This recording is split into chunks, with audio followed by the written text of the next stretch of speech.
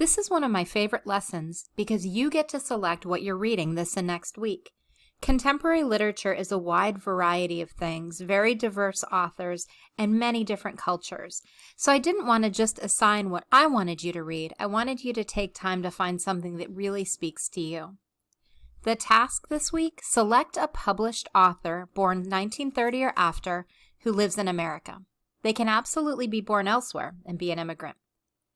Find one of their short stories either in print or online that you can access. Unfortunately, we don't have the benefit of my classroom library, so I'm guessing that most of you will look online. The story should be approximately 2 or more pages. A good way to determine this is simply copy and paste the story onto a Word document and see how long it is. You'll be reading the story next week and annotating or making notes, including finding quotations. This week, you're simply going to be skimming stories, finding one that looks good, and sticking with that for next week. I created a list of suggested authors below, but you are not limited to this list.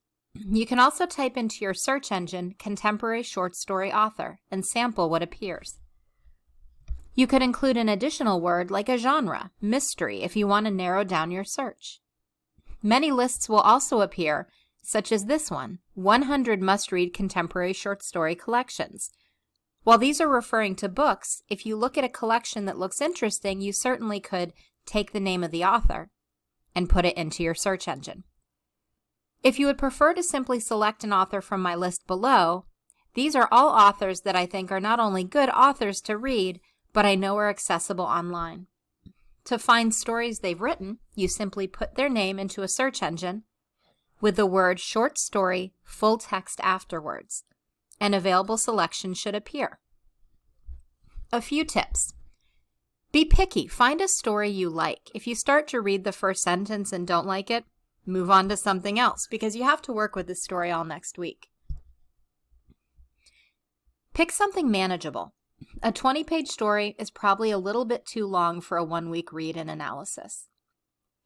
If you really are stuck and just don't know where to go, please email me. Tell me what you like to read or what you're interested in, and I can send you a few suggestions. I want to make sure that you find something that you're interested in, that you enjoy, and that will make for a good story next week when we analyze. When you're done, you're going to be submitting your selection and a reason why you picked that story and author for the final assessment this week.